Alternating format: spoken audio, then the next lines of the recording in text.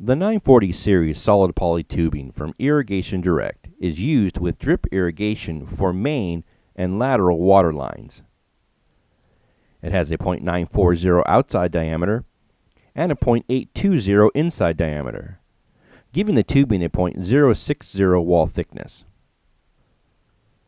Because of its softness, drip poly tubing is not meant to be buried. If buried, the tubing may compress and reduce or cut off the flow of water. Vermin such as gophers and moles are known to chew poly tubing that has been buried. If you need to bury your drip poly tubing, it's best to sleeve the buried length with rigid PVC piping. Its operating pressure is 10 to 60 psi, with its optimal pressure being 30 psi.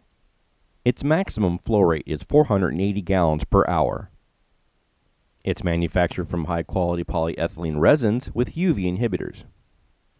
With proper care and maintenance, poly tubing can last for up to 8 years.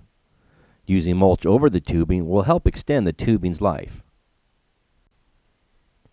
Solid poly tubing from Irrigation Direct comes in several lengths.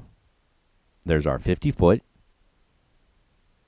100-foot, and 500-foot rolls. When making connections, the 940 series tubing uses the 940 series of compression fittings. Before installing, it's best to let your drip tubing sit in the sun for at least 30 minutes. This softens the tubing and allows it to unroll for easier installation. When unrolling the tubing, start by using a tubing holder stake or heavy object to keep the tubing in place. Next, unroll the tubing as you would roll a tire. This helps keep the tubing from spiraling and causing kinks.